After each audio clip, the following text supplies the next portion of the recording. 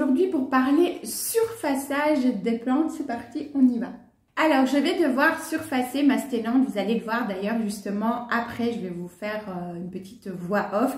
Mais je me suis dit quand même en début de vidéo, ce serait pas mal d'expliquer pour ceux qui ne savent pas ce que c'est, qu'est-ce que le surfaçage, pourquoi surfacer une plante et quand surfacer une plante aussi, à quoi ça va servir, etc.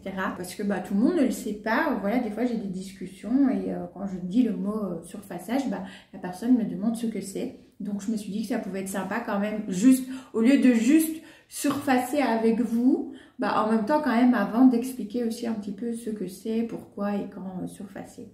Donc le surfaçage, c'est vraiment l'inverse du rempotage. Le rempotage, on dépote complètement la plante, on vient retirer tout ou une partie de son ancien substrat, ça c'est chacun sa technique aussi, voilà.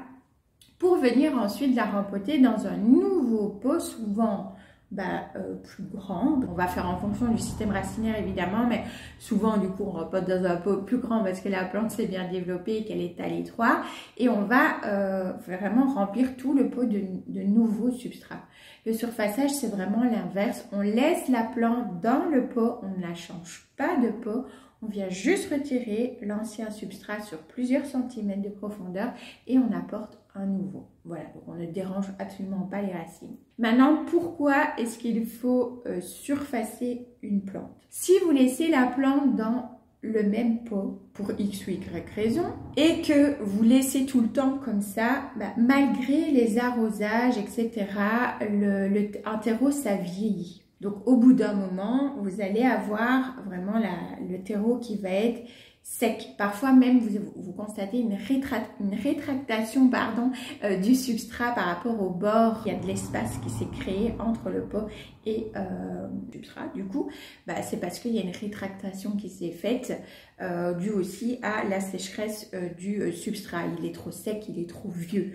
Donc, c'est pour ça que il faut, quand on laisse une plante dans le même pot, il faut, même si on apporte de la fertilisation, etc., il faut apporter une certaine quantité de nouveaux substrats parce que quand vous arrosez, si le substrat il est trop vieux, etc., il va laisser couler l'eau et il va même plus être capable de l'absorber correctement pour redistribuer l'eau à la plante. Pareil avec les nutriments, quand vous allez fertiliser, le terreau ne va pas arriver à garder les nutriments pour pouvoir pareil les redistribuer. Donc c'est pour ça qu'il faut surfacer quand vous ne changez plus votre plante de pot.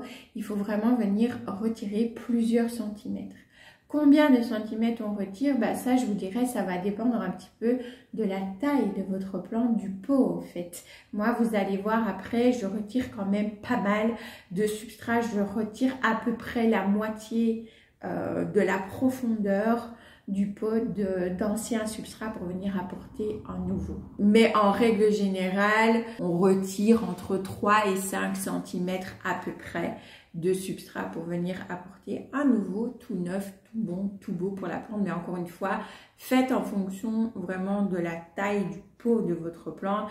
Si vous changez 2 cm et que votre plante, elle est comme moi par exemple là, dans un pot qui fait 40 cm de diamètre et je ne sais plus combien de hauteur, autant vous dire que vos 2 cm de substrat, ça changera absolument rien du tout parce que plus bas, pareil, ça va être au niveau vraiment où il y a les racines et tout, ça va être un substrat qui n'est pas bon, qui est trop vieux, qui est trop asséché. Et donc voilà, il faut vraiment quand même faire aussi, je trouve, par rapport à la taille du pot de votre plante, c'est mieux. Je dépose ma tasse parce que je la garde, je ne sais même pas pourquoi, parce que je ne bois pas. Bref, donc voilà ce qu'est le surfaçage, pourquoi est-ce qu'il faut surfacer et maintenant quand faut-il surfacer sa plante? On vient d'en discuter. Si par exemple vous laissez une plante dans le même pot, comme c'est le cas moi ici avec la sténante, ça fait plusieurs années qu'elle est dans le même pot, elle continue de grandir, elle continue de faire des nouveaux bébés, des rejets à intervalles réguliers, donc elle perd les anciennes feuilles et elle refait systématiquement chaque fois des nouvelles. Elle a son cycle au fait qui se fait tout naturellement. Mais comme c'est une plante qui a déjà une certaine taille, personnellement j'ai pas envie qu'elle soit plus grande parce qu'elle ne l'est là. Quand on estime que la plante est déjà dans un pot suffisamment grand et qu'on ne veut plus changer de pot, là voilà, c'est un moment où on peut surfacer au lieu de rempoter. C'est souvent plus facile parce que c'est des grosses plantes, c'est un petit peu plus casse-pied aussi pour les dépoter, etc.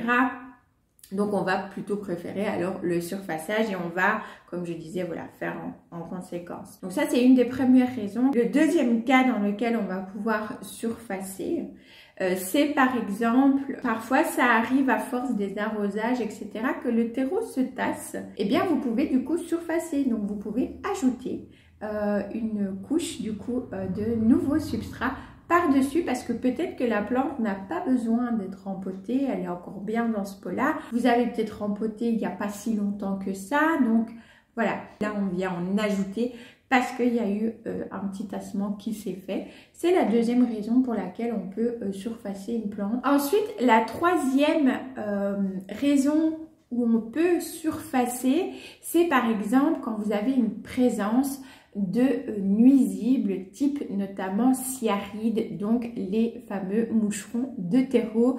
Si vraiment vous en avez beaucoup, vous voyez vraiment autour d'une plante, il y en a plein, etc.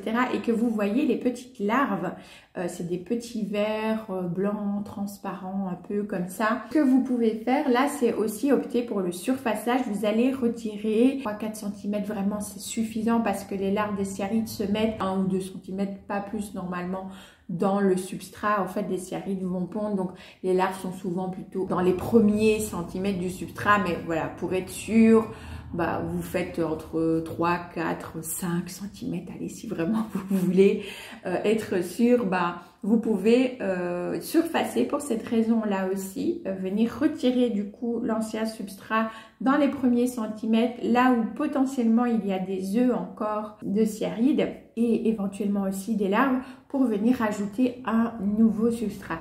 Et du coup, pour éviter d'en avoir à nouveau, bah, je vous renvoie vers la vidéo que je vous ai faite spécifiquement pour les sciarides, les moucherons de terreau, où je vous donne plusieurs astuces pour les éviter et les contrôler lorsque vous en avez. Donc n'hésitez pas à aller la regarder. Je ne vais pas répéter tout ici parce que ce n'est pas le sujet de la vidéo.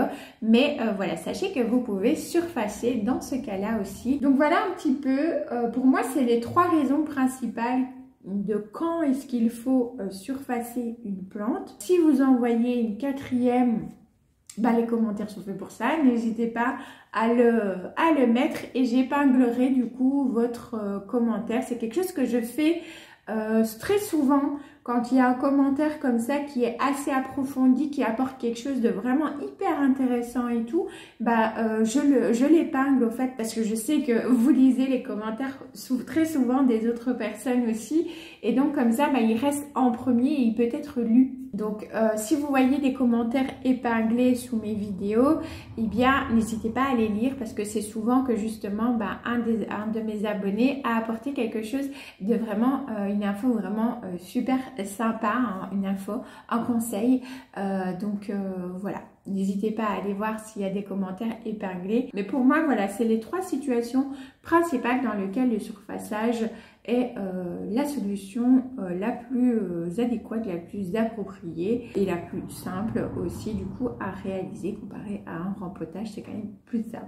Donc ben voilà, je vous laisse avec la suite des images où je vais surfacer ma sténante avec vous. Comme ça, vous allez voir ben, comment je procède, qu'est-ce que j'utilise pour m'aider à surfacer du coup le dessus sans trop embêter ma plante et trop chipoter ou abîmer ou éviter d'abîmer les racines. Et vous allez voir que vous avez le matériel chez vous. Au moins un, tout le monde l'a chez soi, sûre et certaine. Du coup, je vous laisse avec les images et on se retrouve après pour la conclusion. Donc pour les ustensiles, j'utilise un sécateur. Vous pouvez prendre une petite pelle pour vous aider, un petit râteau comme ceci, voilà, très pratique. Et si vous n'avez pas, une fourchette. Je vous avais dit qu'il y avait un des accessoires que tout le monde avait.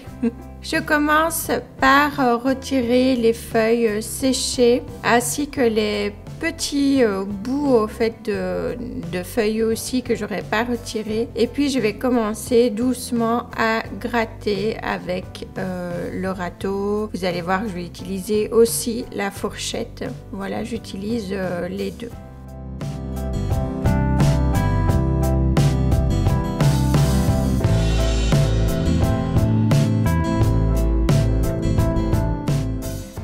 Comme d'habitude, j'ai fini par aller chercher mes gants parce que j'ai plus facile avec mes mains qu'avec la pelle. Et je continue, je gratouille le substrat pour bien le défaire et j'enlève. Et vous faites ça jusqu'à ce que vous tombiez sur les premières racines. Donc plus vous descendez, plus il faudra faire attention, bien sûr.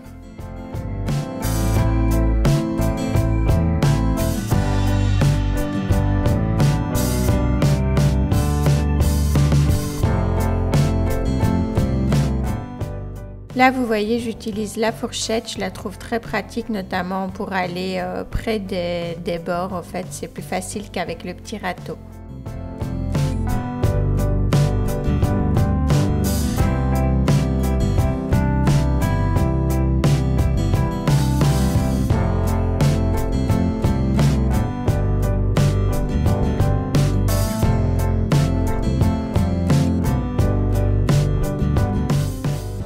Je vous montre le résultat après avoir tout retiré. Vous voyez que je suis bien arrivée aux racines. J'ai pas mal enlevé. Ici, je suis à la moitié du pot, tout comme le côté droit. Par contre, à gauche, je suis un petit peu plus haut. Voilà, tout dépend au fait de là où les racines se trouvent. Vous voyez qu'il y a des endroits où elles sont plus hautes que d'autres.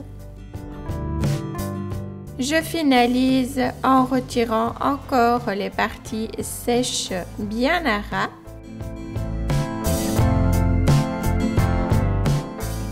Et puis, il ne reste plus qu'à ajouter un bon nouveau substrat. Celui-ci, c'est celui de chez Cibotanica. Je n'avais pas spécial marron tassé, donc j'ai mis celui pour les arraser. Il y a de l'écorce, pas mal de perlite, donc je pense que ça lui ira très bien aussi.